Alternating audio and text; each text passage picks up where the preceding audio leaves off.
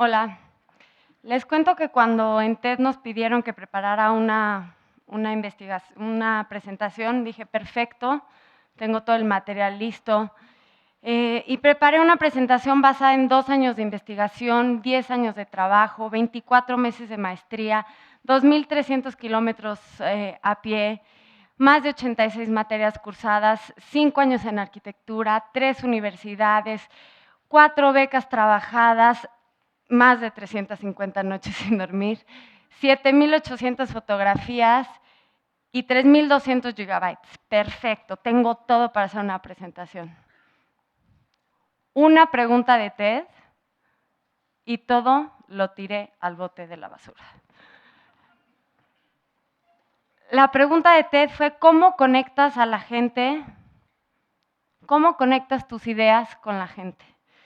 Y ahí fue cuando, claro que la pregunta de TED era más enfocada a la presentación con ustedes, a platicar, a estar conversando hoy, pero para mí fue muy claro que había que cambiar el enfoque por completo, había que cambiar el enfoque y cuestionarnos no solo sobre cómo platicar con ustedes y cómo conectarme con ustedes, sino cuestionar al diseño urbano y a la arquitectura, que es lo que yo hago, como disciplinas tal cual. Hoy en día, donde se hacen los proyectos, donde se hace el debate, donde todos platicamos sobre urbanismo y generamos horas y horas intensas de trabajo, está completamente desconectado de la realidad de la ciudad. Entonces, ¿cuál es el papel del arquitecto en un mundo como el nuestro? Hoy en día el 75% de la población en México vivimos en una ciudad, en un entorno construido. Si todos vivimos en un lugar que está construido, ¿cuál es el papel del diseñador urbano? ¿Cuál es el papel del arquitecto? Como nunca, las ciudades están conectadas con los seres humanos. Como nunca, una imagen como esta es tan cotidiana, tan normal, tan banal, tan genérica. Ninguna disciplina está tan conectada con la vida diaria del ser humano como es la arquitectura. Y ninguna disciplina es tan asustadoramente ejercida por alguien fuera de la disciplina. Imagínense pensar que el 70% de los corazones no fueran operados por los doctores maravillosos que están aquí, o que el 70% de las medicinas no fueran reguladas en su composición. Imagínense pensar que el 70% de los puentes no estuvieran calculados por ingenieros. Pues en la Ciudad de México es una realidad. El 70% de la construcción es autoconstrucción, no está normada y en la mayoría de los casos no hay un proyecto arquitectónico. Y en la Ciudad de México, aunque claro que hay algunos proyectos como la Ciudad Universitaria, el Hipódromo Condesa, la Ciudad Satélite, el Centro Histórico, la realidad es que el diseño urbano en nuestra ciudad, el 99%, por no poner el 100%, de la traza de la ciudad está completamente desarticulada. Entonces, si no somos nosotros los arquitectos y los diseñadores urbanos que tantas noches hemos pasado sin dormir, entonces, ¿quién está diseñando la ciudad? La ciudad se diseña por 3 fuerzas que para todos son muy comunes, pero hay que mencionar: la economía, los mercados, la política, prontamente, y la sociedad. Si no podemos hacer nada por la parte económica, por lo menos rápidamente o directamente, y no formamos parte de las decisiones del gobierno, entonces tomemos decisiones en la parte que sí nos corresponde, que es la parte social. Esta parte somos nosotros. Todos los espacios en los que caminamos todos los días, en los que nos movemos, en los que estamos tomando un camión, todos dependen de nosotros.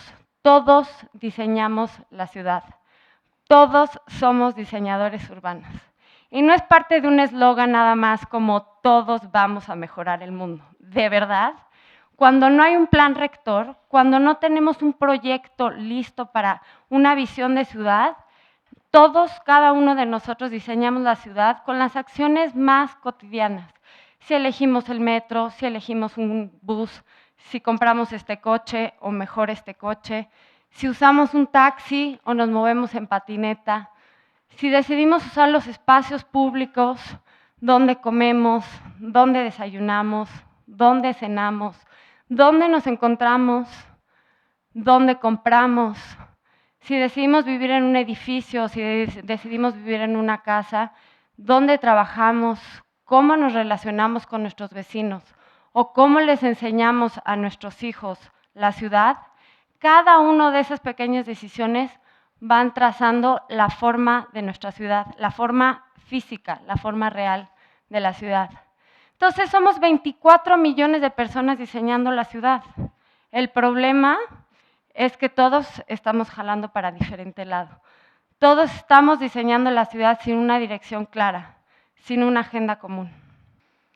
Lo vemos muy claro en proyectos como la Ecobici, que no es malo, es genial, que jala para un lado, y luego proyectos como la Supervía, que jala para el otro lado, en el mejor de los casos. En el peor de los casos es muy normal que nos estamos dando cuenta que vamos jalando para todos lados con la polución, con la cantidad de basura que tenemos, la cantidad de crimen, de delincuencia, el poco espacio verde que tenemos, los millones de autos que hay, la poca infraestructura peatonal y la mucha infraestructura vehicular.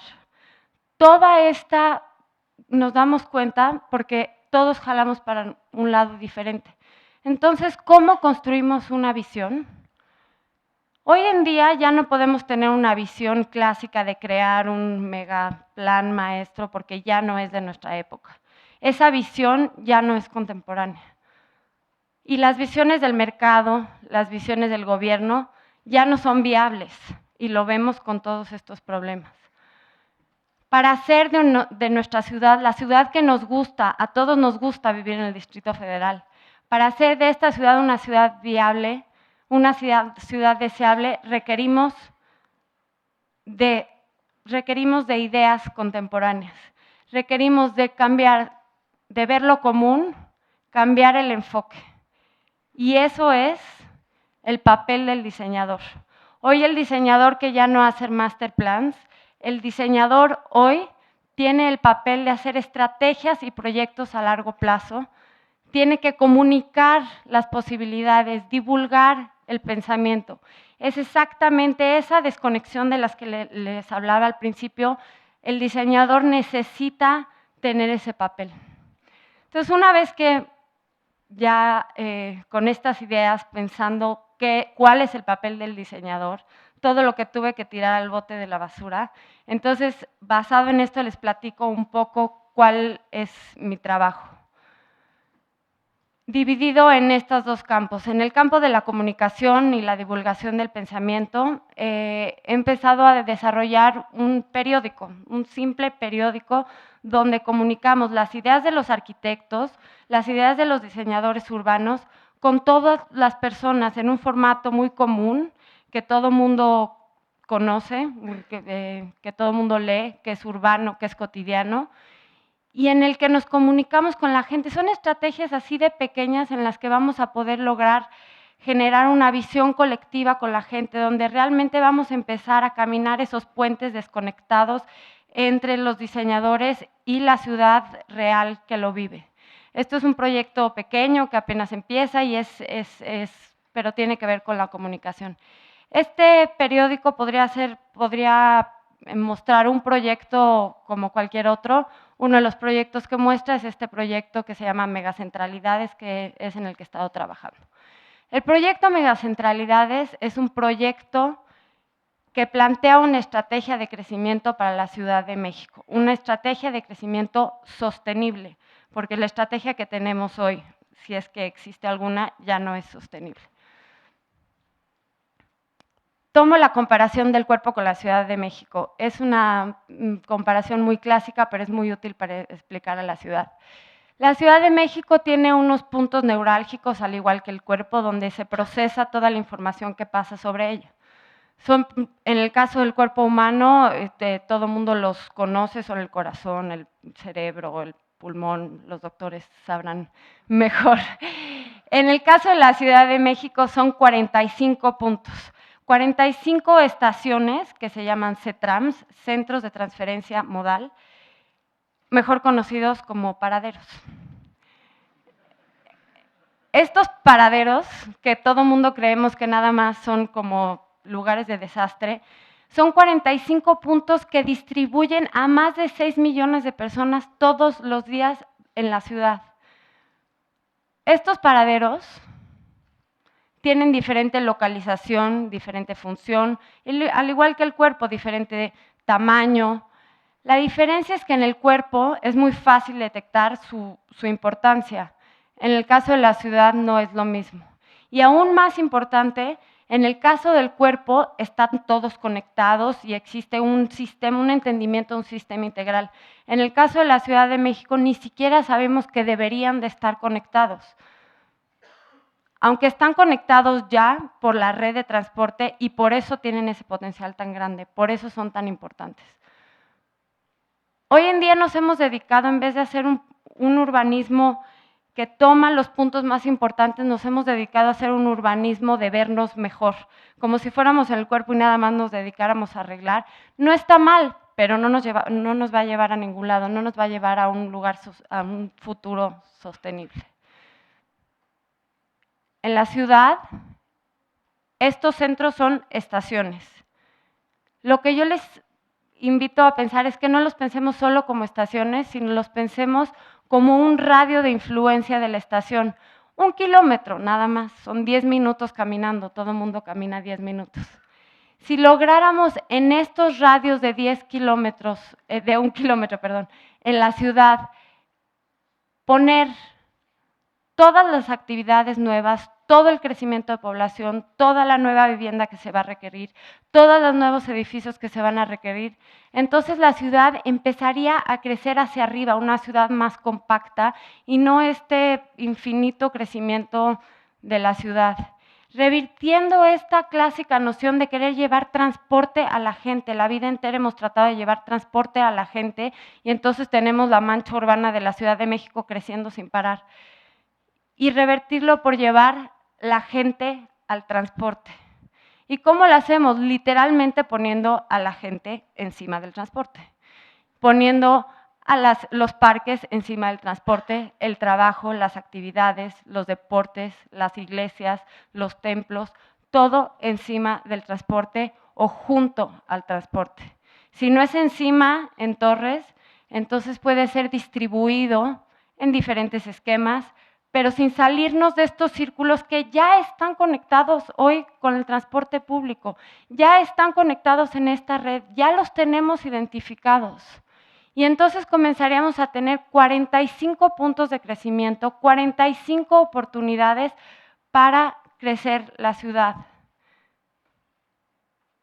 Pero todo bajo una sola estrategia, una sola visión. Una sola estrategia que tiene 45 oportunidades para cada uno, para los diferentes actores. Y crearíamos una ciudad con la mayor red de parques, de instituciones nuevas, de ciudad, que no está basada en el coche. Generaríamos espacios de este tipo donde la ciudad que hoy conocemos no necesitaríamos el coche, lo necesitaríamos para viajar, para transportarnos, para ir a otro lugar, pero no necesitaríamos el coche. Tendríamos una ciudad donde nos dedicaríamos a estar en los espacios verdes, a caminar, a andar en bicicleta, a caminar cerca del trabajo en nuestra casa, a dar prioridad a los peatones, a tener la escuela cerca de nuestro trabajo, a realmente tener una experiencia de ciudad.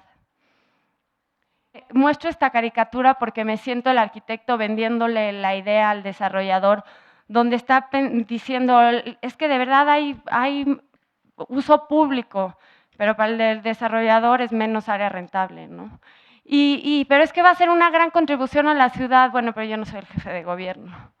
Pero en realidad hay ventilación y más sustentabilidad, no soy Greenpeace, y más eficiencia y la gente puede ahorrar dinero con eso, tampoco puedo cobrar yo más por eso.